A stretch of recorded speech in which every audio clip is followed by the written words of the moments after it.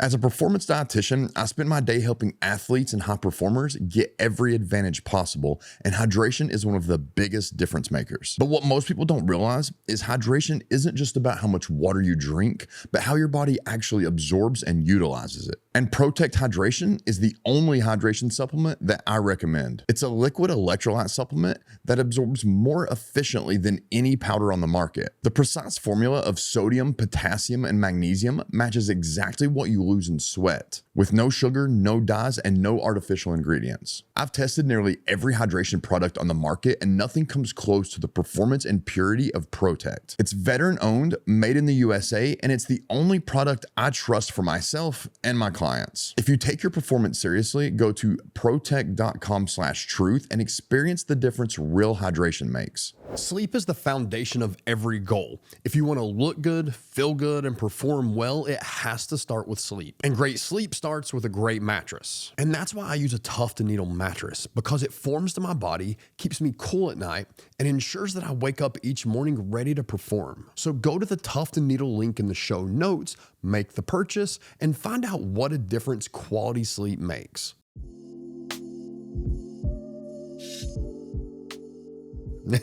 Okay, what is that brand? Okay, so so this is Protect. They are an American made, everything's made in America. It's veteran owned. Cool group of dudes, but they sell electrolytes. Is their main thing is electrolytes. Are you familiar with like electrolyte powders? They're real popular now. Well, they sell these satchels that are liquid. So you just empty, and you can literally just put it in your mouth, or you can empty it in a water bottle, and it's already dissolved. Yeah. So it's quicker dissolving because the powders have to then to dissolve in the water and then digest. But they have a sleep supplement, which is unreal. And then an energy. So that's, and an immunity. So that's kind of their big thing. But it's, again, it's a look into this. Yeah. We'll get some sent to you to try out, but they're, again, like veteran owned, made in the USA. So that's kind of that's all I any company that's so they're a cool group of dudes. But where are they out of? Right now they're kind of pieced a little bit of different place in America, but starting when are they officially in Texas? New facility just opened up in Fort Worth. So it is official now in Fort Worth, Texas. Anyway, so Ray Thompson, thank you for joining me on the Truth Serum podcast. I guess we could go Ray Thompson, Mr. T. What all are your nicknames? That's it. I've heard like a few. Mr. T. You're just the Mr. T. Yeah, Mr. T's good enough. Mr. T. Yeah. You're known by a few different things. You're Stephen Thompson's dad. Yeah. I'm known as Wonderboy's dad. Wonderboy's dad. I'm known as Mr. T. I'm not the Mr. T. I mean, there's really only one Mr. T, but I am another one. But I'm most commonly known as Wonderboy's dad. But can that Mr. T beat you up? No. Then you're Mr. T. Don't tell him I said that. No, but to get into that, you have a really interesting story because you're not just Steven's dad, you're his coach, and you're his coach because you own arguably the best karate school in the United States, if not the world. And I told you I have been in every major mixed martial arts gym in America. I can't think of like a top name one that I've not been in, and I've not been in one that's nicer than this. Well, thank you. Like I was blown away. Like it's like you got a coffee bar, this whole center up front. You do after school programs. Our after school's excellent program. Yeah. My wife, Miss T, she designed our after school program. She manages everything. She manages the front end, which, people come to the front desk. They need any merchandise or anything. Her and her sister, Miss Laurie, they handle all the retail, the coffee shop. The coffee shop's one of the best moves we ever made. Yeah. Second best move we ever made. First best move we ever made is when we moved to this facility. We built this facility from the ground up. Oh. I bought this property probably about 15 or so years ago. was about almost 4 acres, 3.86 acres, and I bought it for 150 grand. And I was leasing a space in downtown Simpsonville, and of course, September of '83 is when we originally officially opened the doors. So we were leasing at this space. It was a little over 11,000 square feet where we were at, and we'd been in that space since '96 or '7, and we were just stuffed in there. We were just stuffed. We were on Main Street. The parking was not the best. And the landlord and our rent on Main Street, Simpsonville, not Simpsonville, it's not New York City. Yeah. Our rent for this space was just a little over $5,000 a month. And of course, we had a good deal, and that's why we were there. But we had been in that, we were the anchor store in that shopping center. And we had been there longer than anybody else in the shopping center. So we had a good deal, and we were on Main Street, and so we were going to we were riding it as much as we could, the location. But we started growing so much that we were just stuffed in this space. And to the parking lot, we filled the parking lot up. Neighbors loved us and hated us because we brought so much business to the shopping center we were in, but we also took majority of the parking spaces. So that did make it tough for them, but it's one of the things we just couldn't, there was no remedy for it. Yeah, yeah. So the landlord came to us and said, we need to go up on your rent. I said, well, okay. I said, what are you thinking? He said, we're going to triple your rent from $5,000 to over $5,000 to almost $16,000 a month. And I said, no, you're not. I've never heard of that much of a jump. Sure did. They wanted us out. Yeah. I said, no, you're not. He said, well, yeah. I said, no, you're not. He said, well, what do you think's fair? I said, well, I'll go $7,500 a month. He said, okay. I said, I got 1 year. Give me 1 year, $7,500 a month, because we were a good tenant. He had no issues with us. And he said, okay, 1 year. So during the course of that year, we decided we're going to break ground. We're going to take our 4 acres, and it's right on the interstate. Yeah. Exit interstate, first building on the right. That's us. And we built our place. We built this place in 9 months from a lot that had full grown trees on it. The lot had been there, for, I don't know, decades. And we bought it from the original owner of the shopping center I was in. Oh. And of course, he had since passed, and somebody else had bought the shopping center.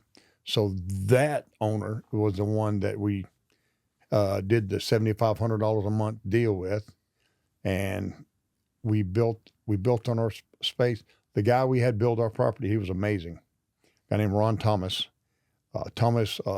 Construction. He was amazing. But he went from clearing the land to us walking in the door, doing business in 9 months. Yeah, that's this crazy. Is a 20,000 square foot space we're in right here. Yeah. And we got it full. We are stuffed in here. That's a good problem to have, though. And I've never actually heard this story. How did you get into karate? Well, when I was a kid, Elvis was my inspiration for doing karate, believe it or not. When I was a kid, my mom was an Elvis fan. And if there was an Elvis movie on TV, black and white, we were watching it. If Elvis was playing somewhere, she would get the TV guide out. I don't know if any of y'all remember what the TV guide is. She'd get the TV guide out, and she's looking. She found an Elvis story, Elvis movie, boom, it's on. So I become an Elvis fan. And I'm watching this guy, and he's getting girls, and he's singing and he's dancing, he's doing all this. But every now and then you get some knucklehead want to try to, try out the pretty boy, and he would do these really cool karate moves. I'm thinking, look at that. Yeah. That guy's amazing. Look at that. So I knew I couldn't dance, couldn't sing. I couldn't get the girls like that, but I knew if I learned karate, I would probably be, cool just a little bit, a little cool, So, anyway, time moves on. Going into high school, I went to military school. My father put me in military school, and one of the best moves ever happened to me. My senior year, 3 months out from graduating, March of 1974, this little Spanish guy came to our karate school. Why he didn't come sooner, I don't know. But there was only 3 months left for school.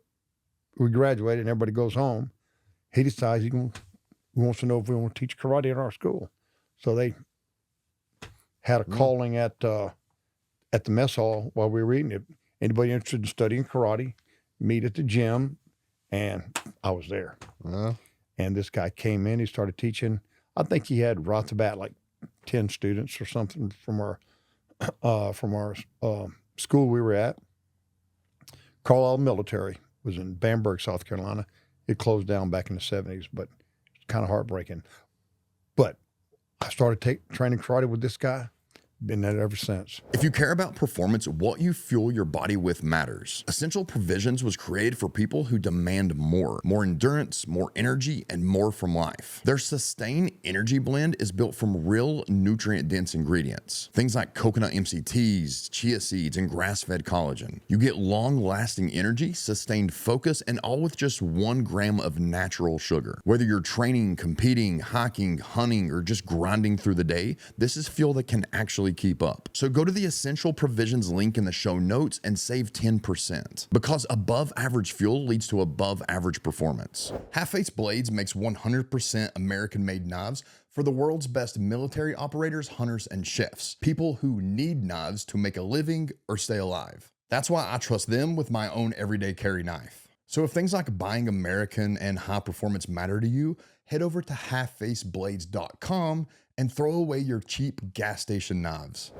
And you have I would say it's unique form of karate, and that's simply I never took karate. But as you know, I'm professional mixed martial artist, or was jiu-jitsu black belt. I wrestled, so I did the kickboxing necessary for MMA. And when you're doing that, there's a very negative view of karate, because I think a lot of people, they're used to just the hi-ya, the flippy do, the breaking boards, all the yelling and no stuff. contact. And you guys are different. Like you're a very different gym. Well, I'm a bit of a believer of, prove what you got, if your style has flaws, expose them and then fix them. That's what I love about the Gracies. Yeah. The Gracies was the best thing that ever happened to martial arts. They come in and they kicked everybody's butts. The karate guys, the kickboxers, the judo guys. They exposed the flaws of all these different arts. Now, these karate folks and these kickboxer guys, they had a couple options. Go stay in their little world and do their thing, or up their game, find out what their weaknesses are, and work on them. They may not become jiu-jitsu black belts, but you can still take the style you're at, whether it be a karate style or a kickboxing style or whatever, and up your game so that you are realistically effective. You know what I'm saying? Yeah, absolutely. So I'm like, these guys got something going on. And my eyes opened up and, so I started studying various arts, jiu-jitsu, kickboxing, of course, and of course, karate's our thing. Yeah. Karate's our thing. Yeah. And karate, it's got a bit of a bad rap over the years because a lot of karate guys are a bunch of wimps. I mean, they really are. I mean, to be realistic. Yeah. They do their flippy-do karate and patty cake karate and all that. And now there's some killers out there. You know what I mean? Yeah. We're not the end all be all. We're not the flagship of karate. We're not that. They got some killer karate guys in this world. A lot of folks, and you know, you don't know who they are because they're not out there being flamboyant. Yeah, of course. They're back at the dojo training. Yeah, yeah. Yeah, So did actually watching UFC and stuff kind of help with the evolution of yours? 100%. Okay, so I didn't know that. It helped worldwide. Yeah. In my opinion, it helped worldwide. And that's kind of when you started kind of like looking and changing your own thoughts and how you 100%. were teaching karate. 100%. Oh, that's when cool. when I saw those guys, when I saw Hoist Gracie dust everybody, little bitty guy compared, relatively speaking. Yeah, oh yeah. And he showed them, you know, okay, there's different methods. Your style's not the only way. Yeah. And then he came out there and he with this guy, with that guy, and everybody's like, oh man. And he wasn't even the good one. Yeah, yeah. That's why they used him. Yeah. They literally chose him because he was supposed to be like the smallest, least He wasn't even skilled the good one in of the family. You know, you got wild. Hickson sitting in the background, you know, who Yeah. do with whatever he wants, supposed to whenever be he the wants. man, He was the man. So, but anyway, all that being said, all the other styles, they either go hide in their little closet or they can, lick their wounds and then fix the problems. Because it is, you don't know what you're, as you can practice all you want. You see this even in MMA, you can practice all that you want, but until knuckle hits bone, like you don't really know that it's going to work. Like there's no amount, and the repetition is great. The repetition's great, but repetition against air, or even repetition just against pads, or repetition against an opponent that's playing the game with you, it's not the same as an actual fight. It's not the same as getting actually punched in the face. True. But without the repetition, you're not going to be able to handle somebody punching you in the face. No. You know what I mean? I mean, if I don't do the reps, my physical ability and my skills, they're not going to be there. So I'm going to get punched in the face a lot. Yeah. Now, if I do all the reps, but don't ever actually get out there and scrap it a little bit, then I'm never going to know. You have to have the mix. You got to have the mix. Both. You're never going to know. You can guess. You can hope what you're doing works, but you're never going to know if it does. So you get in there and you train with your teammates and you smoke each other a little bit. And now there's guys in my dojo that have no desire at all to be competitive, but they'll get in there, punch each other in the face and kick each other in the leg and take each other down. You know what I mean? And they'll smoke each other. They don't go full contact. We don't let that happen. Excuse me. But we do let them rock and roll pretty good. You know what I mean? And then we're right there. We're making sure that everything's cool when it's all done. And you have to have it. We'll call. You got to experience the discomfort. Yes. Comes with fighting. Yes, and I don't want to say I don't understand. I genuinely don't understand. When I meet grown men, I'm not saying anything negative to them, but when I meet a grown man who has never been in a fight, I don't understand it because I'm like, how did you avoid that your whole life? I don't know. Like, I don't like, because you got to give them some props. Yeah. Think about it in the whole scheme of things, because I've been doing this over 50 years. Over 50 years, I've been training martial arts. I've been in some scraps. Yeah. But I've avoided, I don't want to get in a fight because anything can happen. Oh, yeah. Oh, you can get stabbed. Anything can happen. I avoid it like the plague. Yeah. You get in there with the teammate, you kind of like in the lab, and you beat the crap out of each other a little bit.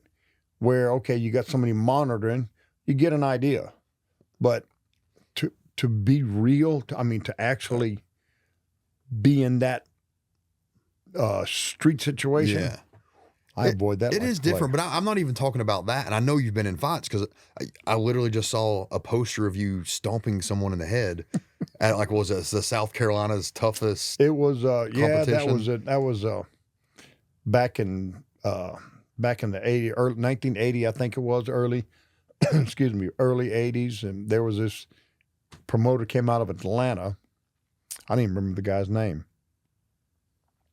Excuse me. And he came out of Georgia, out of Atlanta, because the commission there would not allow him to host the event that he wanted to host. So he came to South Carolina, pre-commission era for South Carolina, and hosted this event. And the rules were pretty simple. You can kick and punch. You can take him to the ground. You only had 10 seconds on the ground though. They only gave you 10 seconds. You get down there, you got to do what you got to do, and you got to get up. It was full contact. You can kick the knees at any angle. Groin strikes were legal. Takedowns, punches, elbows, knees, all this was legal. On the ground, everything was legal. But if you went to the ground, you had 10 seconds to get it done. So you've obviously fought. I did. And that's my thing. I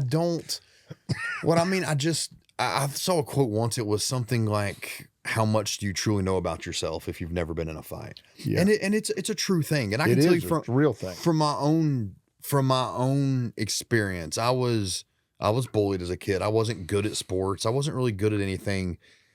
And I decided I was going to wrestle late in high. And I just remember the thing that made me not a good football player was I could not figure out how to be aggressive. I was almost like afraid of aggression.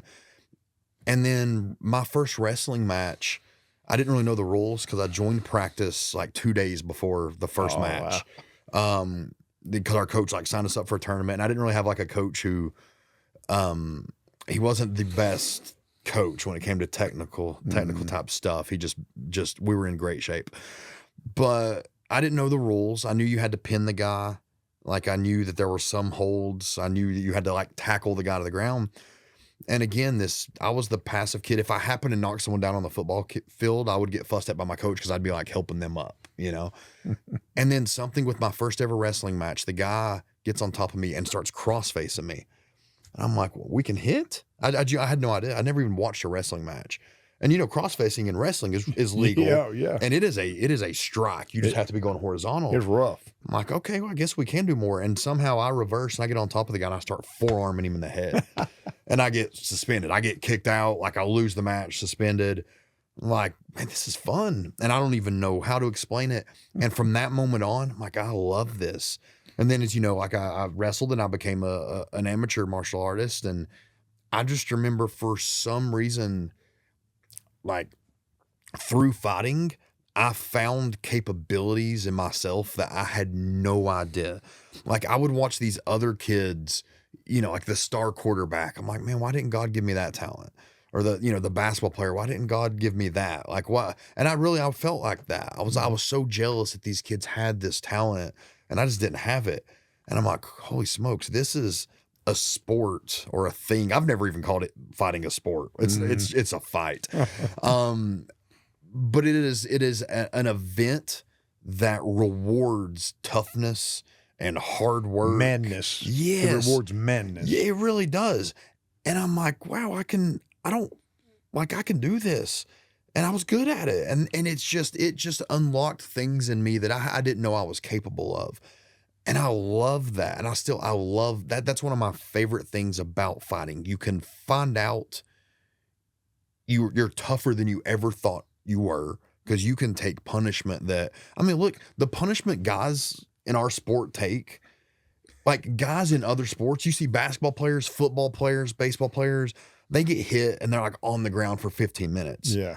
And, and I work with clients and all those, and I'm not, not disrespectful there, but you'll see like an injury that they're on that they're bringing in the trainers. That happens in the first 30 seconds of a fight. Our guys get knocked down, get rattled, knocked down. They're doing all they can to get back to their feet. Yes. They don't even want to, they shouldn't even be getting up. Yeah.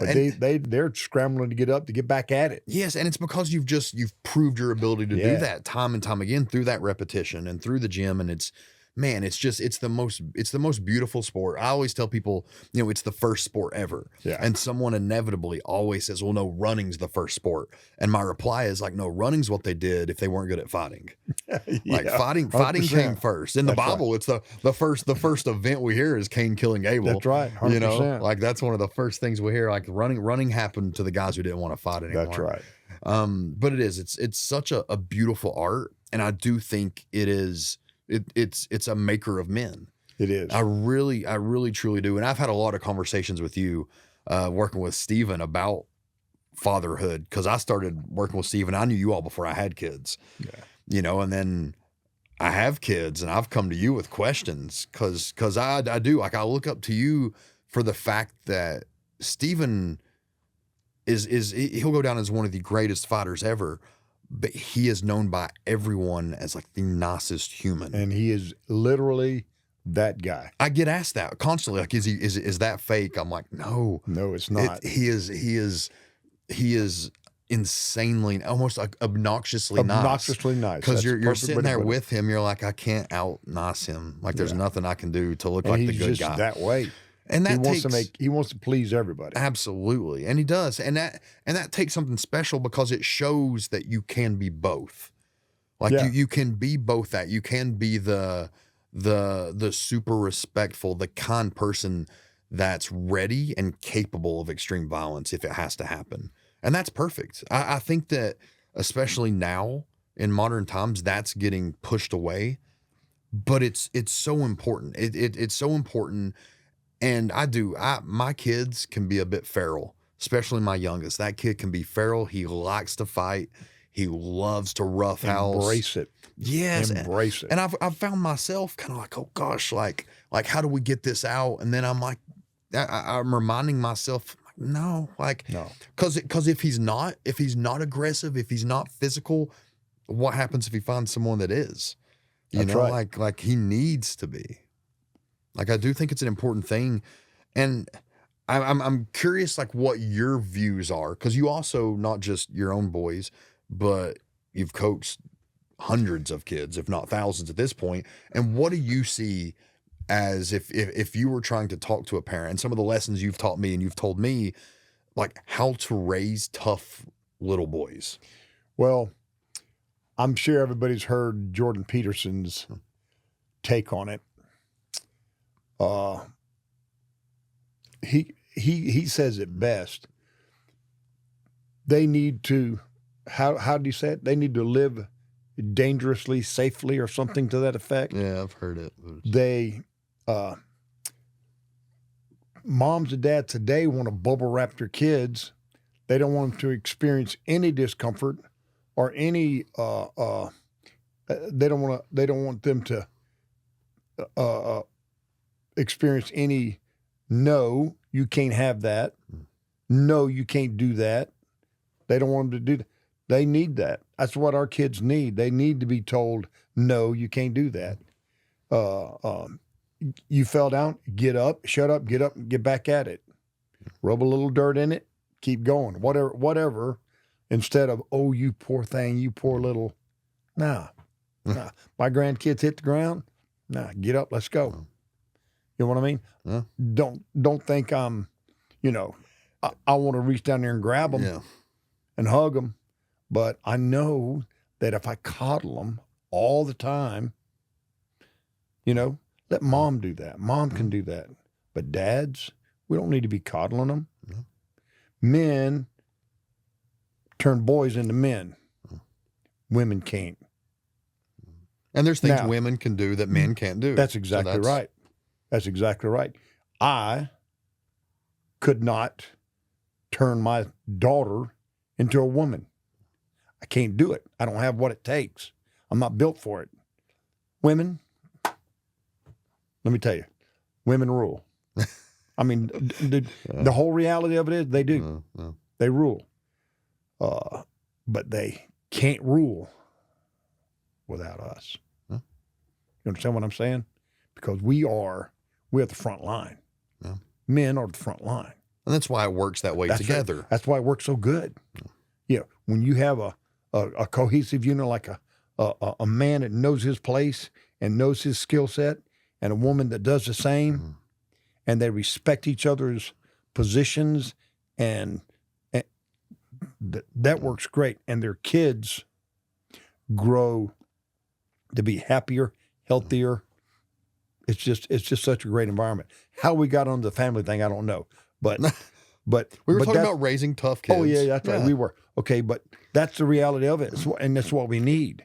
God bless a mom or a dad that raises their kids alone. That's a tough situation. It is what it is, and you got moms and you got dads doing it. But for the kid, it's best if you have a mom and a dad. That's the way God designed us. He designed us to be husband and wife, married, as a cohesive unit, and then they bring their kids up in the way they should go. So, and it's no matter how much we as humans try to circumvent that, it's already set in place. It's already built. It can't get any better than that. Yeah. No, man, you're right. I mean, it is what it is. Yeah, You know what I'm saying? it makes sense because it should make sense. That's exactly right. kind of, and it works 100%. because it's supposed to work. That's right. Whether we whether we want to believe it or not, or want to follow that model or not, it's irrelevant. Can I be honest? That little clip of a couple minutes might be the one thing that makes a lot of people mad. But in a world where that makes people mad, like I don't want to have a podcast in that world. Yeah, if that really 100%. makes people that mad. If the truth upsets you, you need to check. You need to look in the mirror and do a little checkup. No, that's it. That's the truth. It's good stuff. Yeah. It's and to bring back to the parent dynamic and kids and bringing it back to the martial arts. Like, what would you say are the main reasons a parent should put their kid in martial arts? If there's someone watching their kids not, and they've been thinking about it, what are the main takeaways why a kid should be in a martial arts program? There's lots of good reasons. For me, probably the top three is it's good activity. Good activity. Physical, it gets kids off their butts, off their screens, gets them out working. Two, they get scuffed up a little bit. There's nothing wrong with that. They get scuffed up safely. Yeah. You know what I mean? Oh, yeah. Yeah. This kid's going to punch that. My little grandson today, he was sparring with a kid that was about a half a head smaller, considerably higher in rank, but he was about a half a head shorter than my grandson, Theo, sweet boy. They were out there and they were rocking and rolling. They were boom, boom. And the little shorter guy, he just got Theo right in the stomach. Boom, Theo. He took, he suffered through it. And his dad was over there. His dad goes, "You all right?" He goes, he wasn't sure if he was all right or not. And he couldn't talk. And then he finally caught his breath. And then, and Dad said, "Get on out there." My baby boy, Tony, he said, let's go. So, and if he doesn't experience it, he doesn't know. Yeah. He'll never know. And he just proved to himself That's that right. can happen and I can go back in That's and be right. okay. Exactly right. Okay, that sucked, but I'm alive, and it'll get better. It got better. I'm ready to go. You understand what I'm saying? Kids need that. Otherwise, they don't believe in themselves. Now, it makes me think of something a buddy of mine, he was a Marine Force Recon, told me a quote once, and I love it. And it was, toughness is relative to past experience. And if you meet, and what he's meaning is that we see someone as an adult, like they're just a tough adult. Mm-hmm. Like that dude is tough. Well, like his past experiences made him that. That's right. And maybe we see an adult and we're like, like dude's kind of a wimp or he's not very tough. It's like his lack of experiences to be tough made 100%. him that. And the lesson he was trying to teach me too is because I was talking about him being tough. He's like, man, that's, it's a compliment. He goes, but at the same time, I've had a lot of life experiences that I wish I didn't have that made me tough. I've had some that I'm glad I had. It really made me think about that. So when you're talking about having those tough experiences in a controlled environment, That's right. when you can control it and it is ultimately safe, can help create that toughness in a way that we actually want and don't, want to avoid. Take them to a karate school, bubble wrap comes off. They get out there, they rock and roll with their classmates, kick and punch each other, take each other down, mash each other's face into the mat. Come to find out, it wasn't so bad. They get a little bit tougher. And then, of course, if you're in a good dojo, the instructors will teach you how to be respectful. They will educate you on the importance of being disciplined.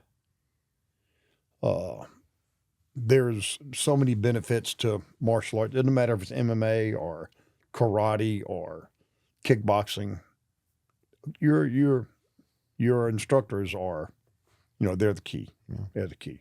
They're excuse me. There are a bunch of knuckleheads out there, of course, but that's in everything. You know what I mean? Yeah. There are knuckleheads in law enforcement. There's knuckleheads in the medical industry. There's knuckleheads in entertainment industry. Yeah. There's knuckleheads everywhere. But you got to just do your due diligence. Seek out a school that do your homework. Seek out a school that lets the kids get in there and work, teaches them, but has it under control. Okay. Yes, I've been to some dojos. I'll travel from town to town, and I'll stop into those just kind of as an observer. And I'm like, there's no way I'd allow my kid to participate in this, because they're just running rampant, and the instructors the kids run over the instructors. That don't happen in my dojo. Ain't no way. Me or my sons, they don't let it happen. I got kids in Dallas running martial arts schools. They don't let it happen because it benefits no one. You know what I'm saying? Yeah, So absolutely. you gotta control them. We'll have classes with 50, 60 kids in it. One class. We got them rocking and rolling. Boom, boom. We have instructors, to help run the crew. We don't have them with one guy. We'll have 4 or 5 instructors on the mat. But we rock them in. We keep them, boom, lined up. That's the way you can handle a good group safely. What can parents do to raise coachable kids? Because that's important. Kids, I've coached football, wrestling, jiu-jitsu, and man, you know how there's some kids, they are just not coachable. And I found usually when you try to make them be coachable, you try to force that, the parent has a problem with it. Yeah, they do. And that's the I was answer. getting ready to say, step out of the way, let the coach take care of business. Best thing a parent can do, sit back, be a parent, sit in the bleachers, let the coach take care of it. If your kid's not ready to be on first string, first lineup, your kid's not ready. Your kid's not putting forth the effort. You understand what I'm saying? As a parent, you need to encourage that child, and you need to get out there and get the work done. If you want to make first string, first lineup, because that's what parents do. They want their kid to be number one. Yeah. But their kid doesn't deserve to be. Oh, yeah. And they got to be real about it. You understand what I'm saying? Yeah. They got to be realistic. Yeah, and that's something that sports and martial arts, considering a sport, can do that sometimes parents necessarily can't. And I do remember, like, there was a time when I was coaching 3rd, 4th, and 5th grade football years ago, and we had a kid who he was difficult. He was a very uncoachable kid. And I went up to talk to his mom about it. I'm like, hey, I was trying to connect. I'm like, is there anything I can do? Because I'm not getting through to him. And she was honest and told me that he's never had a father. It's her. She works. She's busy. And she is kind of hoping that we take care of it. And honestly, I understood a little bit. I'm like, okay. She told me that. She didn't try to make excuses for him. Mm-hmm. She was like, She's straight up. She was, be hard on him. Like he needs A man older in his men. life. Yes. And she recognized that. She's like, that's what he needs. And like, she knew that was his problem. And after that, it was different. I'm like, okay, so she's not going to have a problem if we do that. Yeah. And we were like, from that moment, I was stricter with the kid. I was harsher. Good.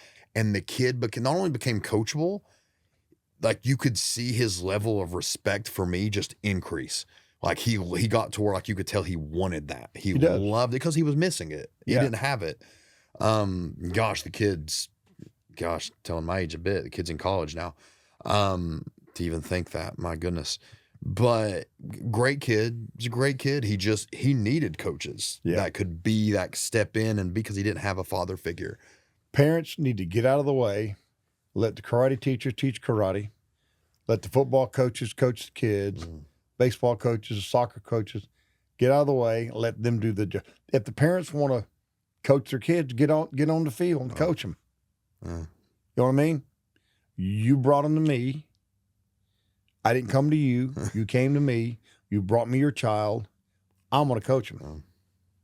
If that doesn't make you happy, if you don't like the way I do it, I'm not the only one in town. You know, I don't say that disrespectfully. No. You know what I mean? I don't. But you came to me. Yeah. I didn't come out there and drag you off the street. You brought your child to me. Let me do my job. I tell my parents, I work for you. I tell my parents, I work for you, but I do the work. Your parents, you bring them here. You make sure they get here. You take care of the bill. Make sure they got all the equipment they need. But once they step on their mat, they're my child. I tell them that. I like that. They're mine. Now, if you don't trust me with them, well, I understand. You know, like I said, I'm not the only one in town. Just the best. Yeah, well, I don't say that, but you know what I mean? How many students do you have? We're about 16 shy of 900. Yeah. That's kids and adults. Kids, adults, yeah. Now, half of them do multiple arts. So if I were to take each child, say you train with me, you take karate and you take jiu-jitsu. I count you as 2 students. We'd probably have somewhere around 1,500. Goodness. Yeah. Now that's wild. But like I said, we have, last I checked, we had 900 and, no, I take it back, 884, 886, something like that. Wow. And one thing I've noticed just from, again, knowing you all over the years, and you kind of have this reputation for it too, is you're a business. It is a business. Yeah. And I've noticed that from, my own years of training in various gyms and seeing gyms.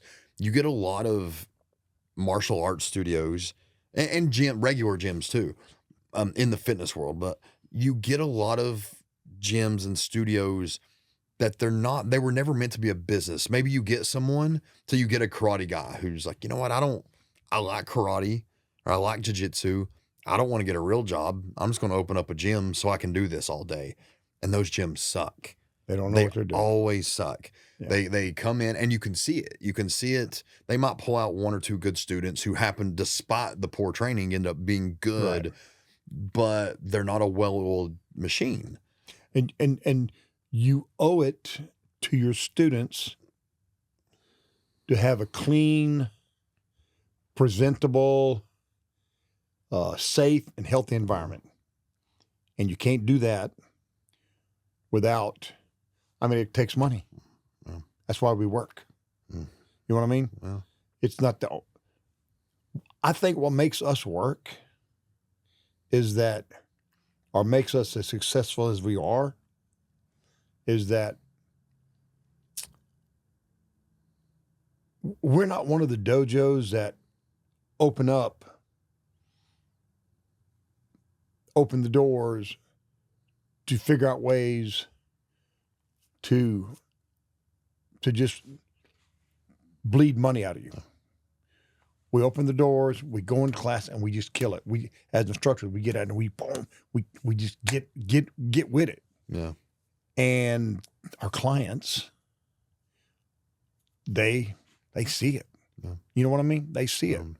We're not, okay, little Johnny, we're not that. We're not that. Yeah. We're on it. Little Johnny, if little Johnny's not acting right, we call him out. You know what I mean? We don't take them in the office. We call them out right there because they're not acting right there in front of everybody. So, little Johnny, You straighten up. Let's go. We got this to do. Get up. We're whining. Let's go. Yeah. You know what I mean? So, and a little sometimes Yeah. sometimes a little embarrassment is the best well, they're medicine acting for up in front of change. everybody. Yeah. You know, they're acting up in front of everybody.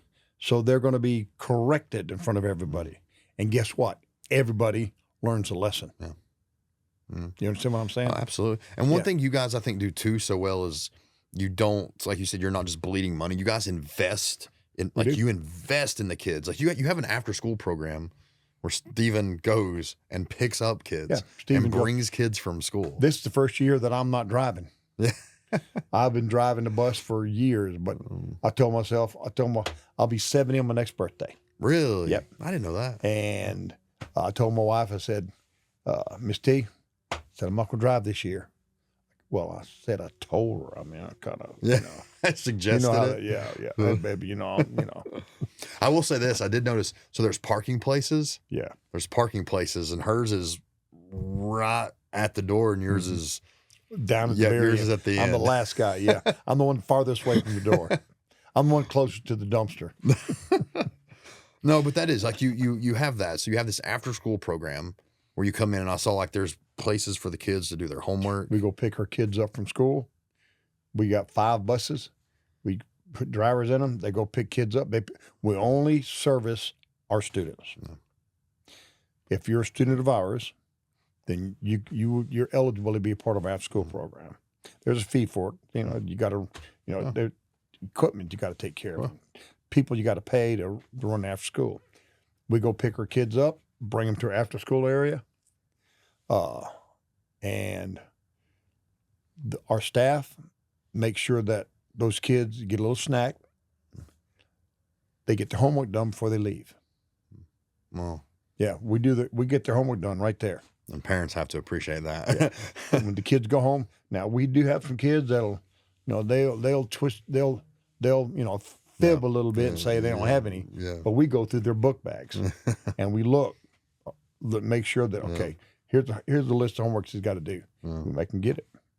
You know what I mean? Yeah. And then when it's their class time, we get them out, get them dressed, get them on the mat, and when they're done, parents got to have. I think they've got to have them picked up by 6 o'clock. I think that's The hard. the cutoff. And the thing is, Mike, if they're like, there's a lot of gym owners thinking like, I could never afford to do something like that. But it's not like, it's not like that fell into your lap. Like you started at a That's very right. humble spot and just built and invested into becoming this mecca gym. We started our after school program with one 15-passenger van.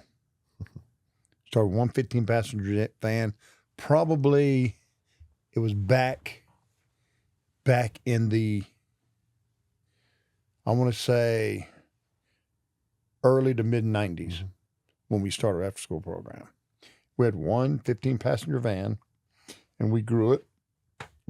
Now we have 5 buses, but we limit our after school. We could probably have 300 kids in it, but we limit it to, I think, 75, 80. But that's because we handle that number well. Your first ever gym, how big was that? 1,400 square feet. 1,400 square feet. 1,400 square feet. Had green shag carpet in it on concrete floor. Had one hanging bag in the corner, hanging in the corner. Had one bathroom, an office, probably bathroom and office. Probably wasn't as big as this container. Yeah. Yeah. It was, What year was this? this was back in 83. 83. September of 83 is when we first opened up. What do you think was like the big break that you had this small place, then all of a sudden, boom? Well, just when grew. I first opened up our karate school, I was that guy that didn't wanted to have a karate school, but really didn't know how to do business. So over time, over a few years, we struggled along. Excuse me. I brought on a partner, a young man that was good athlete, very articulate, very sharp. He was one of the black belts from a school that he and I both were training at. And he was more toward becoming more educated as a business owner. And I was we just gonna try. We're gonna teach class. We're gonna be hardcore. Blah, blah. Yeah. And then he introduced me to some a company called Educational Funding Company. They're out of Maryland, and we've been with it's called EFC. And what it is, it's a billing company, but they also teach martial arts owners how to be better at doing what they do. They don't change what you do.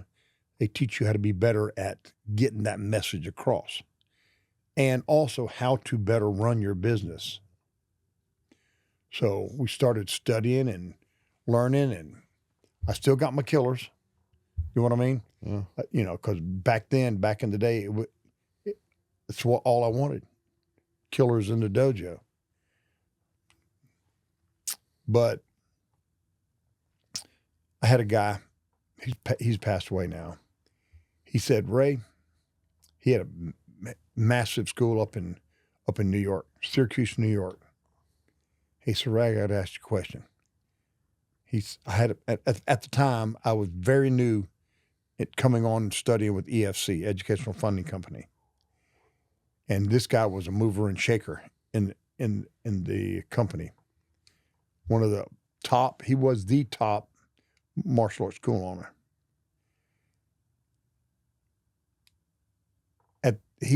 We had a meeting. He asked me, he said, let me ask you a question. I said, how many students you got? I said, about 30. He said, let me ask you this. Would you rather influence 30 lives or would you rather influence 300 lives? Mm. I'm like, that was pretty profound because I was influencing 30 people. Yeah. He said, what are you going to do for your community? What are you going to do with 30 people? What if you can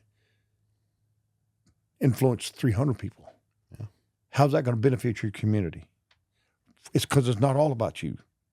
It's about you, what you can do for them and for your community where you live. So I'm like, whoa. To me, that was pretty profound. Yeah. You know what? He's right.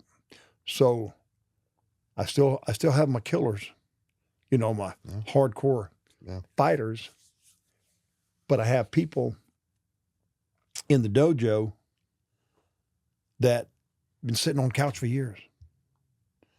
And those are the ones that really need what we do. Those killers, they can be a killer anywhere. I mean, there's that kind of guy. You know what I mean? Absolutely. You can put him in this dojo and they're going to be killed. They can put him in that dojo, they're going to be killer. But then you got the folks sitting on the side, back in the back, that want to get out there, not sure how, or mentally or emotionally aren't ready. So you draw them people, you get them on the mat, and you make them better than they were yesterday. You understand what I'm saying? Absolutely. Those are the ones. That's how you heal your community. Your movers, your killers, your fighters. You're gonna have those guys. You understand what I'm saying? They're always going to be there. But then now you got this many people in your community that you've brought them in and you're improving their lives. And guess what? That student that you're improving their life, guess what they're going to do? The people around them are going to be happier because this person's in a better place. So that's kind of the mindset that we have. We want as many people to benefit from what we do. Now, in order to be able to do that, you got to have a place that can service those people. Hence our dojo. And that costs. I mean, there's costs associated with that. So these folks, you know, they make their contribution. And then we take that money. And if you look at our place, you can see that we invested. You put it back into them. We put it back. It's exactly right. We don't pile it up and go off to Cancun every weekend. Yeah. We take that money and we pay the bills. We provide what we like to think is an excellent facility. We keep that excellent facility safe. We keep it healthy, keep it clean. We provide multiple services. Yeah. So that's what we do. And John, back on what you said about helping the community with what I do, with nutrition, I work with professional athletes, and I have some people like NFL clients that might be, the greatest ever, some of them in their positions, and people that just have hundreds of thousands of fans. But I tell people I still get equally, if not more passionate about general population clients. And the reason being, so my high level athletes, they're hiring me for a specific goal, for a service, and that's to help them, make millions of dollars and be successful. Right. And that's great. I love that. But if I get hired by just an average Joe or Jane, I have the ability to make generational change. Right. Exactly. I can change the way they look at nutrition. That might change the way that they teach their kids about nutrition. 100%. And that kid's going to grow up without those bad habits, and they're going to know those healthy habits. They're going to teach their kid. And it allows me to help a lot more people, like the general population, than professional athletes a lot of times. And that's a heavy thing. It is. It's heavy to look at. And in the real world, see, fighting competitive competition, that's not the real world. It's rough. It's part of, but that's not the real world. Right. Nobody really lives there. Yeah. We live in our communities, in our neighborhoods, in our cities. That's where we live. That's where we do our thing. We need to be the best version of ourselves in that environment, because that's where we live. You got a professional athlete that trains, say, 2 hours a day, 1 in the morning, or 4 hours a day, whatever their training schedule is. That's where they live for that amount of time in a 24-hour period. All the other hours in that day, they live in the real world. So they got to be good there. They got to be confident there. They got to be healthy there. Martial arts, in my opinion, of course I'm biased, but it's the best therapy for just the average person.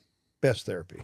And what you said too about helping out the community. I mean, helping out the community is a way that it bleeds out.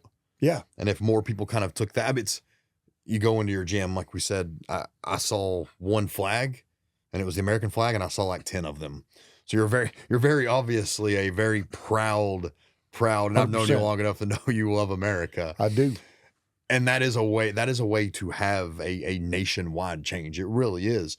And it could easily be argued, it shouldn't, it should be just obvious, but a very obvious thing that is part of the issues with our country a lot of times is you don't have those small communities putting so much into themselves to better themselves. And if you had that, if you had these cells of communities everywhere, just focusing on what can we do to make the community better. That's right. And if more started doing that, like we start to see a lot of the national problems dissolve. 100%. If we can get our people healthier and skilled. Okay, skilled. Now I'm talking about martial arts skills. That's what I'm talking about. Yeah. When you're skilled, and you're skilled, and you're durable, and you're durable, and you're healthy, and you're healthy, your confidence goes through the roof. Absolutely. And guess what? People see it. People see it without you saying a word. They see it. They know. That guy right there, I don't know. He looks pretty. You know what I mean? That lady walking there, she's walking like she's on a mission. You know what I'm saying? Yeah. So bad guys kind of avoid those folks. Now, if you're not skilled and you're not healthy and you have no confidence, without saying a word, they know. No. They know. They know that they see it. They sense it. That's what they're looking for. Yeah. And that's, I mean, I've made the argument before, again, and probably a controversial opinion, but we always try to talk about like, how can we lower gun crime and this, and how can we lower crime in general? A good way to lower crime is to lower weakness. That's right. Because they 100%. attack criminals. Criminals attack weakness, and that is a fact. There's a reason they go to schools, because there are innocent kids who can't really defend. They can't defend themselves. There's a reason they go into public places, and I am a very big believer in that. That if we are as communities, if we are tougher, if we do know how to, if we are more self-sustainable, we can take care of 100%. ourselves. You We wanna don't have those issues as often. you want to lessen gun crime? Put guns in the right hands. Put guns in the right hands. Get people skilled up on that art form. And trained up, skilled. Trained up. You know what I mean? You're not gonna lessen gun crime by taking guns out of the hands of law-abiding citizens. Ain't happening. No. I don't care what country you're in either. Yeah. It don't matter. You know. Yeah. And like we said, because they do, like it's going to criminals, especially with guns, they are targeting easy targets. That's right. No criminal wants a fight. Like they don't want to struggle. No. You see that time and time again. The statistics, I mean, there's so much evidence of it that sometimes a fight is all it takes for them to be done. That's right. They don't want a scene. They need it to be easy. They need a weak target. That's right. 100%. They want an easy job. I mean, that's why a lot of Easy criminals money. are criminals. Yeah, that's why they are criminals. Yeah, that's right. A lot of time they need it easy. They Yeah, want they that. want it easy. And the moment it's not, like I don't. Yeah, This criminal rethink thing's it. not so great anymore. you don't see a lot of people with cauliflower ear getting targeted by criminals for a reason. You don't. You don't. And so be it. Train them up, whether it be empty hand, some sort of weapon, some sort of device, self-defense. That's why they make devices, because you got imbalances. So that device gives you the edge. Yeah. And And could then be a stick, could be a knife, could be something else. yeah. And then learning, like I said, we were talking about a martial arts. I've told a lot of parents, because I'll get asked that, like, what's a good martial art to put my kid in? I'm like, what do you have around? Because if I sit here and tell you the best is, let's say the best is jiu-jitsu. There's not a jiu-jitsu school around you. I'm not going to tell you that, because now you're going to put your kid in anything. Right. I'm like, put your kid in one that makes them learn. That's right. Like they have to learn. They have to be exposed to that toughness. And I say, ultimately, if you don't have those options and you do have a wrestling program at school, put your kid into wrestling. Yeah. That can be, that might, if that is the option, do it. But kids do need to learn how to be physical. They do need to learn how to fight. They need to learn how to. And I hope they never need it. And that's why, like, ideally, like, I hate the thought that you're ever going to have to use it. That's right. But my gosh, if you ever, like my kids, like if I work with them on things, and as they get older, I'm going to require it. You're going to have to work with dad. Like dad's going to be your jiu-jitsu instructor, or we're going to go do this. You're going to wrestle. And because God forbid they ever need it, I want them to have it. When it comes to martial arts in my family, I started all my kids. I got 5 kids, 3 boys and 2 girls. They all started at the age of 3. They had no say-so. They had, and they had to train until they're at least 16 years of age. I figured at they're 16, they can make the decision for themselves whether or not they want to continue the martial arts training. Guess what? All of my kids, they started all their kids at 3. I got kids that only do jiu-jitsu. I got grandkids out in Dallas. I got 2 kids in Dallas, a daughter and a son. They both own martial arts schools, jiu-jitsu schools. My son-in-law is Carlos Machado. My daughter Lindsay, and they have their own dojo. Professor Carlos has this massive organization worldwide. He's amazing. Yeah. He's amazing. How we got blessed with him as a son-in-law, I don't know, but God shined down on us. He's such a good man, such a good man. And his kids, my grandkids, they rock and roll. How old's Carlos? Carlos, I think Around. he's 60. I think. Wow. I think he turned 60. I believe. I'm not exactly. And it's sure. cool because I've rolled with him and it's a you're not going to see someone around that age like still like let's go onto the ground. I remember when I first got my black belt, like I guess he had I hadn't told him. I don't even know who had actually told him, maybe through social media or something. And we go into one of the workout rooms to UFC and he just sits down. He's like, I'm like, really? Because you learn like, especially in jiu-jitsu, there's a lot of like older gentlemen.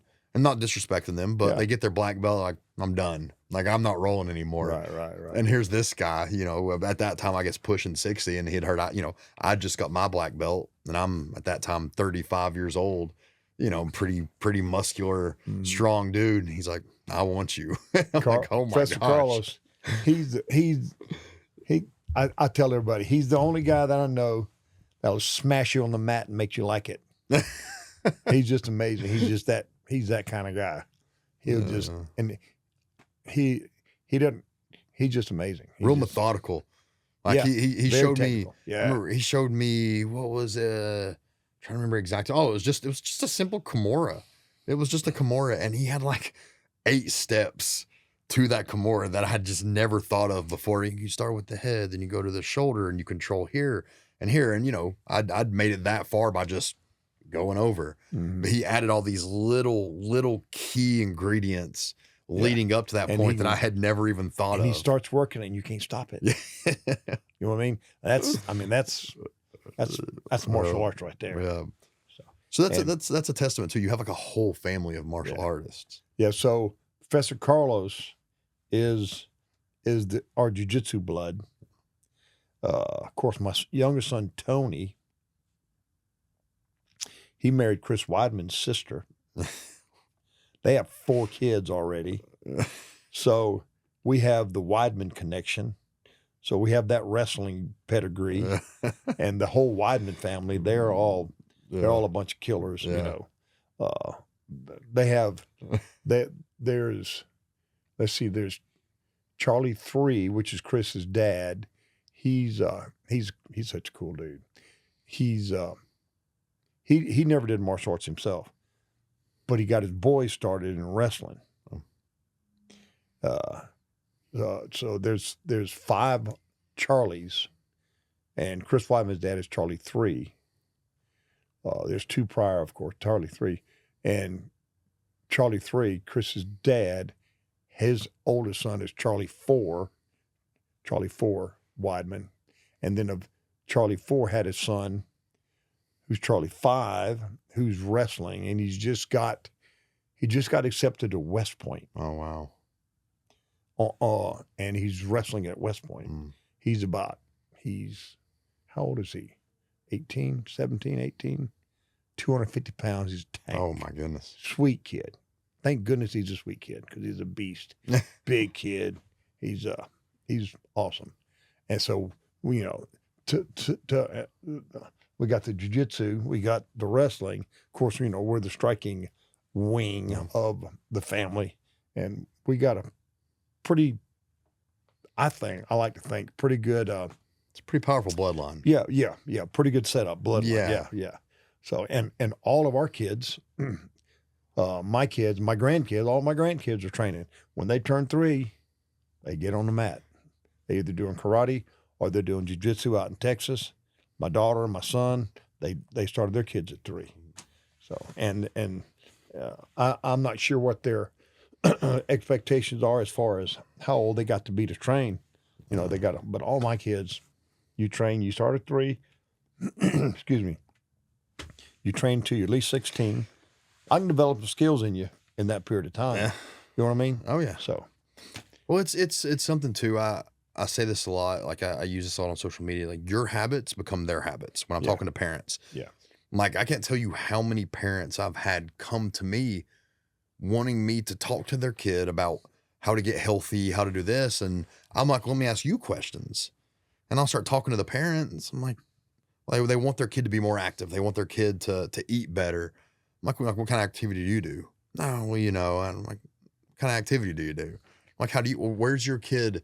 This food, where's the example? Yes, and this food that you don't want your kid eating, I'm like, kid's 7 years old. They don't have a driver's license. What? It's in the house. Like, how can you have a food in your house and then tell your kids they can't have it? Yeah. Well, you have it. Like, your habits become their habits. 100%. That's with anything. My kids, my 7-year-old yesterday just killed his first deer. That's young for That's hunters. awesome, dude. Oh, That's awesome, I was dude. emotional. That's young for a kid to do that. But that is It's because from the time he was old enough to understand what I'm doing, he knows that dad hunts, and dad hunts a lot, and dad hunts year round. And so Silas knows where food comes from in our house, and that comes from me. And then it comes from mom, because mom, who used to be vegetarian, my wife is now a deer hunter and moving more taxidermy into our house. I love it. Best protein you can put in your system, venison. Absolutely. Best I could talk all day about that, but my kid that's just the way. So it's natural to him. And I've been telling people, he used this big, a 6.5 Creedmoor, no gun vise, no shooting sticks, and it surprised me even. Like, it took a 100-yard shot, double lung shot. No way. Yeah, I'm sitting here talking. So see, he didn't prop it. So what we did, I grabbed the side of the blind and he just put it on my forearm. Okay. He put it on my forearm, and then he Beautiful. put his arm up and was ready to go. So, but I was worried about that, because I can only hold so still, but he has to hold the back up. He has to find it in the scope, and it was a tough thing. A lot And of he work. did it. Oh yeah, and he did it. But again, he grew up with that expectation. Well, dad does this, and it's just normal. Like that. Yeah. That's a normal thing. It's like, how can you expect your kid to easily take up a lifestyle that you don't have? It's very hard to do. And I think that's even important for parents. Like, if you want your kid to do martial arts, if you have the time, maybe you should do martial arts. 100%. It's a very good way to get your kids into it, is let them see you do it. I think that's a very cool thing. And I've seen that in jiu-jitsu gym back where I used to train back home. There was a gym, and you would see that sometimes. You would see like a parent and kid start together, and I always thought that was awesome. Yeah. Because you knew they were going to stick with it. The kid was going to stick with it as long as the parent would. So I think there's something very There is important to learn absolutely there. nothing wrong with a parent getting off their butt, getting out in front of their TV, put your phone down, get out on the mat, and have some fun. Just have a good time. You're not gonna become a UFC fighter or world-class jiu-jitsu Gordon Ryan type guy. You just get out there and learn and develop some skills and get healthy and have fun. Just have a good time. This sounds horribly arrogant, but it's just true. It feels good as a fighter, in a lot of rooms. In some of my UFC rooms, it's not the case.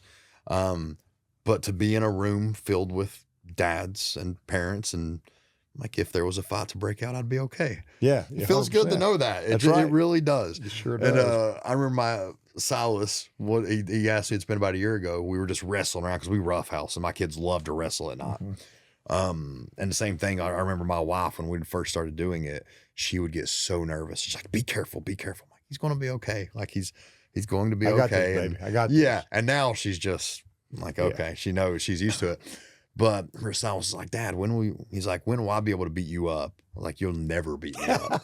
And it's not true. You can't be Dad Kwando. You can't be Dad Kwando. Dad Kwando. But I need him to know that. I'm like, you'll never be able to beat me up. That's right. It's not true, though. Yeah, Because he's starting now learning that stuff. I'm like, the truth is, son, when you're 18, I probably won't want anything out of real you. quick. There'll be a time when he'll figure it out. I just can't let him know that. That's that right. now Not he yet. has to feel like I've still got that Dad Kwando. That is a real thing. Yeah, it is. That's right. I always knew that growing up too. I always felt like my dad wasn't a great basketball player, but he could always beat me in basketball. He wasn't like anything like dads. You get better at every sport when you become a dad of an athlete. It's just something mental. I become a much better football player when my 7-year-old started playing football. Oh yeah. Just like all these skills I didn't used to have. Yeah. I never used to be able to throw that far. Now I can throw really far because I have to show off to him. Yeah. It's just something about that. It is what it is. My dad was he was something else. He was a different dude. He lived a rough life. He's in West Virginia. Came out of West Virginia, coal mines, and wow. He was a different dude. So he raised you pretty tough. Yeah, he did. Yeah. Yeah, he was tough. I remember when I was a kid, my dad, what he did for a living is he ran nightclubs and whorehouses. Mm. That's what he did.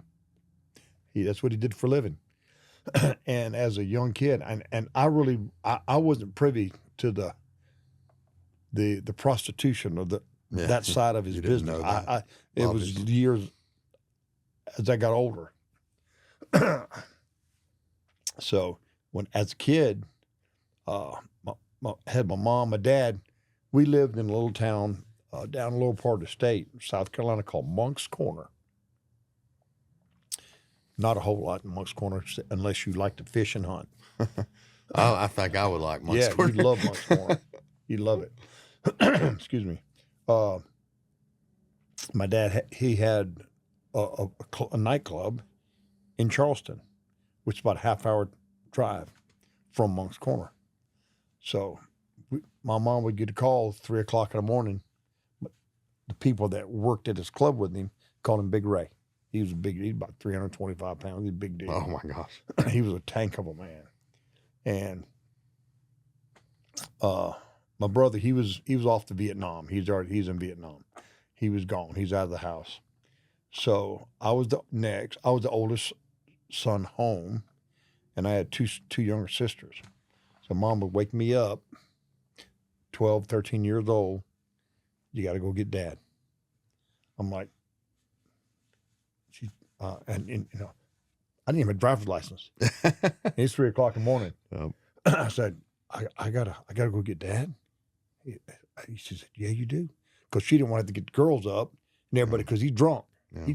The people at the club called, said Big Ray's drunk, so you need to come get him.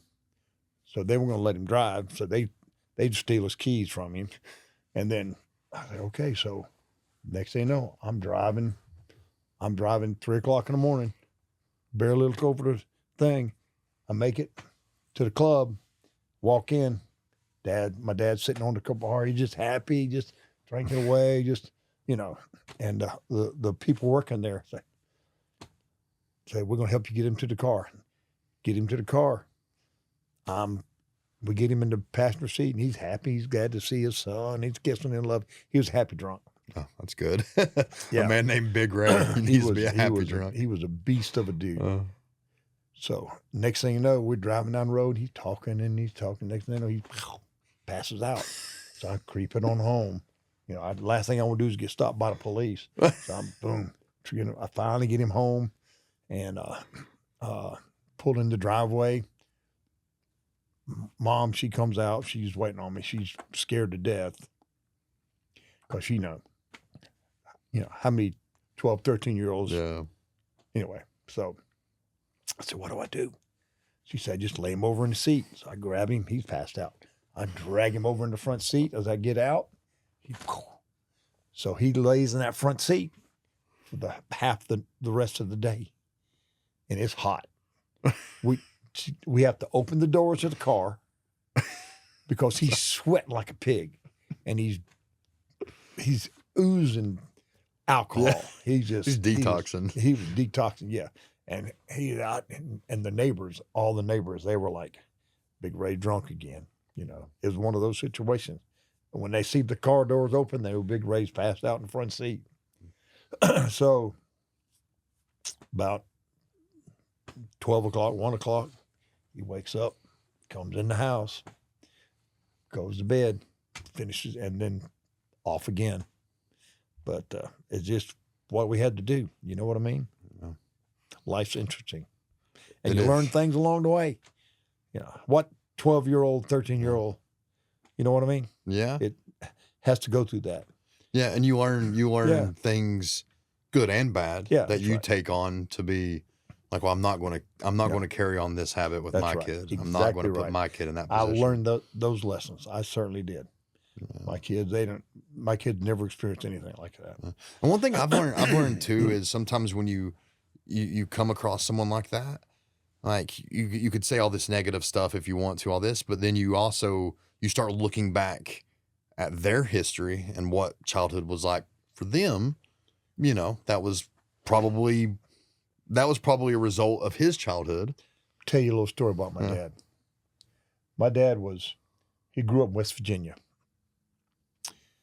Apparently, his mom, my grandma, was a woman that kind of a little promiscuous. She get around a little bit. And she's had a number of husbands. So there was a period where this one particular husband, I don't know who, I didn't even know the guy's name. He was dead before I even came along. He would, and the reason I know this is because my grandma and my aunt, my dad's sister, would tell me stories about my dad when he was young growing up. The stepdad that was living in the house, and now this is in West Virginia, no running water in the house, no toilets in the house, outhouse. This is how these people lived. This is how she lived. It's how my dad lived. They had one electrical light bulb hanging in the kitchen. That was it. They cooked by a wood stove. This is how they lived. Electricity, that one light bulb, and that was it. That's all they had in the house. Anyway, it was a rough life. So my aunt was telling me about my stepdad, his stepdad, how he would wake my dad up. He would grab him by his ankles, pick him up, and slam him into the wall when he was 8, 10 years old. Tell him to go out and cut firewood. 3 o'clock in the morning, 2 o'clock in the morning. Fire gets dim, he's got to go get wood. There wasn't any in the wood pile, he had to go cut it. Dang. No shoes, barefooted. They literally didn't have any boots. They literally wrapped. You might think I'm making this up. My aunt could have made it up. My grandma could have made it up, but I don't think so. Yeah, they both told me the same story, 2 different occasions. Yeah. They would wrap his feet up in rags and send him out to cut firewood and bring it back, stoke the potbelly stove. Man. How do you live a life like that? Yeah. I mean, how can I don't understand it. There's no way I'm going to grab my kid by his ankles, slam, whether he's my kid or blood Anyone, or not. Yeah. No, ain't happening. Yeah. So, but anyway, all that being said, my dad grew up, went off, joined the military, joined the Navy, came back home. This guy was, I guess felt like he needed to prove that he was still the man of the house. Oh. And my aunt told me this. My dad said, "You ain't never going to hit," because he would beat my grandma. He was that kind of a guy. He said, "You ain't never going to hit my mom again." My dad took the old iron off the potbelly stove and went to work on this guy with this iron. Almost killed him. Oh. Almost killed him. Guy left, never came back. I was going to say, I dealt with it. Yeah, he sure did. But, I mean, that's the kind of life he led. Yeah. He led a rough, hard life. He died rough and hard, too. But it's just the way, it was his environment. It's how he grew up. That's what we talked about earlier. I said toughness is relative to past That's experience. exactly right. Sometimes that's, it's not experiences we wish we had to make us tough. My dad, I didn't have to experience all that, but he was one of those dads, get up, let's go. Yeah. You fall down, get up. No, there was no pampering. No pampering. My mom was the same way, though. She was the same exact way. Yeah. My mom, she chased me through the house. She broke a brush over my head one time. I was acting, I thought I was all tough, all this, all that. She took a hairbrush, wow, broke it right over my head. Okay, all right, Mom, you win. She was rough. But you've been able to kind of like take the lessons of toughness and get back up and go, and you still have those. Like you still teach those principles. Yeah, I do. But with a more, let's say, a more empathetic, understanding way. You're a very valued guy. Like you're a very high value family. Like that's an obvious thing. You put a lot of your family has a lot of values, a lot of good core Christian values. And I know that's an important thing, and anyone who's been around your family knows 100%. that. It's the root. Yeah. It's the root. Yeah, it's anyone that your family's kind of. I mean, you're known for that. You're really in the martial arts community and everything. Your family is known for that, and that's a good thing to be known for. Well, I appreciate that. We, we try to be all us. All about me, all about we try to be all us, but a world doesn't need that. A world doesn't need people that it's all about them. Jesus was not all about. He was all about everybody. He was all about the lost. He wasn't all about him. If Jesus as our example, if we took that example and we use that example, devil trying to bury Jesus. He can't. The devil don't know it, but he's already lost. You understand what I'm saying? Yeah. He's lost. Well, he does know it, but he's still trying to drag as many people with him as he can, as many souls as he can. But if we take Jesus' example and make it about others and love others, we can be tough too. Oh yeah. Oh, there's 100%. I can go off on a whole rant on Jesus being a very masculine, tough figure. Yeah. And a lot of times that gets watered down. I'm like, hey, that's not even biblically, historically accurate. Yeah. It was a man's man. Yeah. Yeah. Jesus was, yeah. Let me tell you. Name a man you know of that can walk on water. You know what I mean? Jesus was a man. He was God. He was a God man. But you know what? He's the only deity, the only deity that's still spoken of today as if he's alive. There's even, not to get too far off topic, but there's even outside of biblical text, there's historical, non-biblical references to the crucifixion. That's right. The whole story, like that, separated from biblical from history. the Bible itself. There's actual written history. Historical.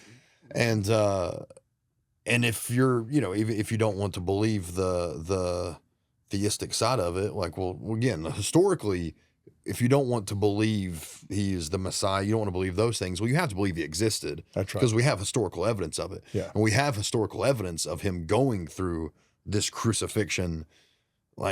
So even with that, I think we can all agree, a very tough, masculine human being. And willingly going to the cross.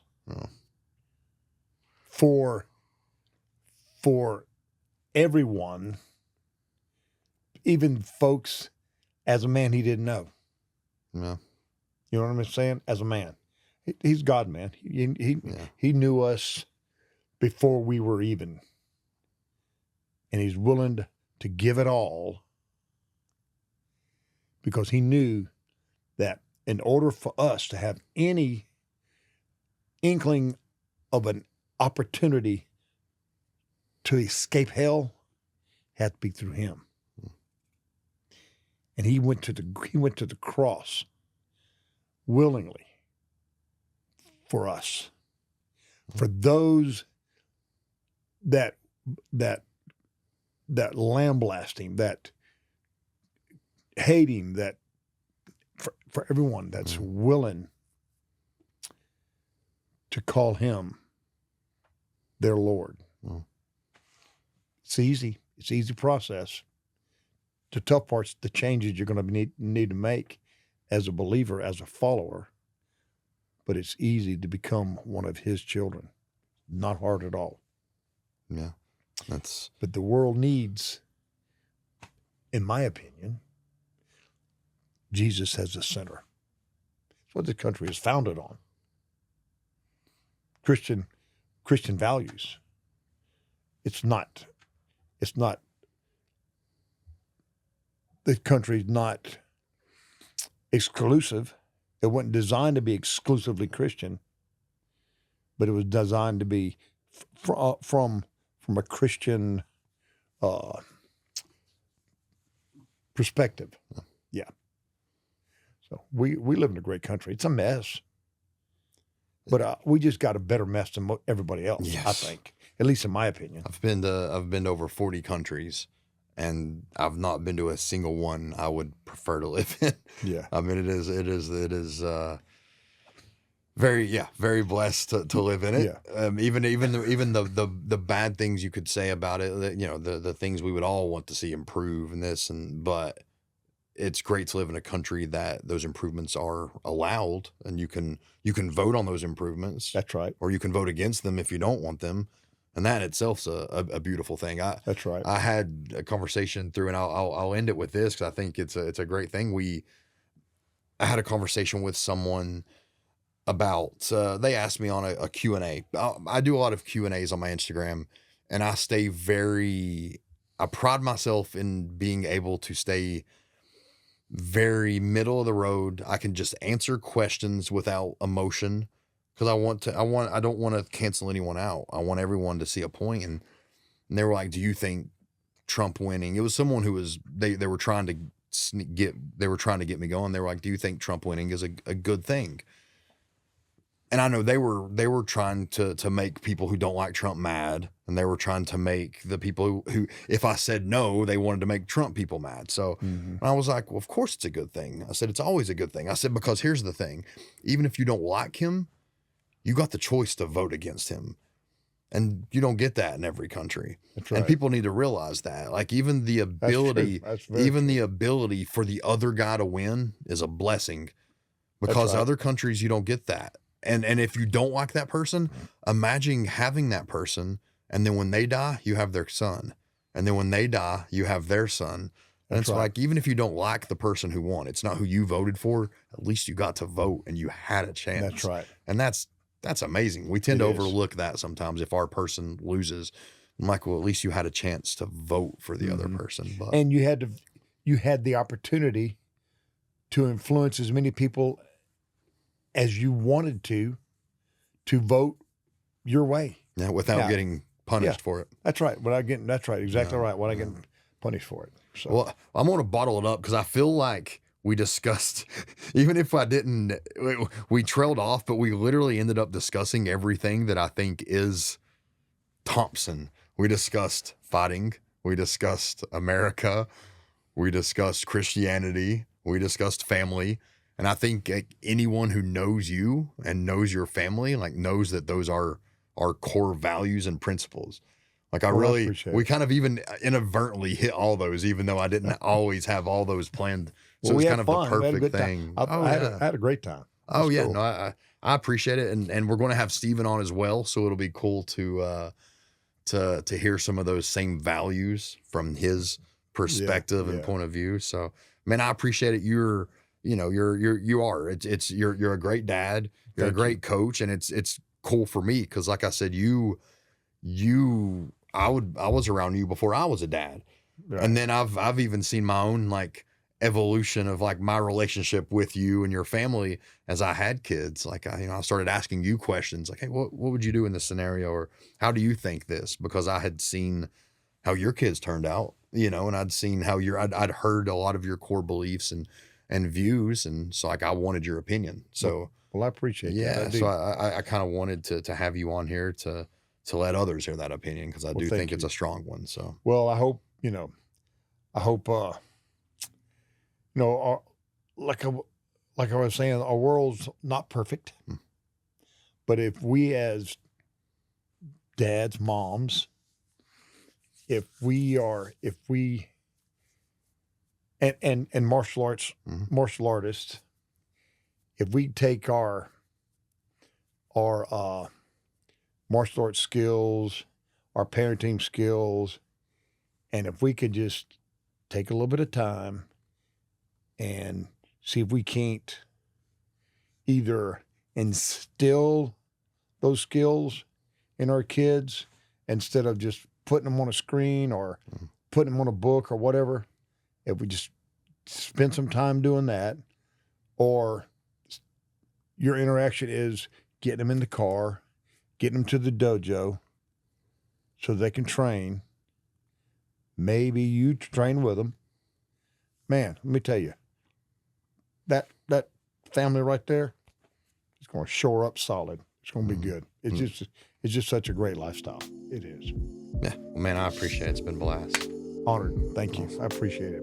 I want to thank you guys for watching, and also a word of thanks to our sponsors who have made this episode possible. All I ask is that you guys please hit the like and subscribe button, as it helps the podcast grow and so we can continue to bring on some great guests for you guys. I'll see you in the next one.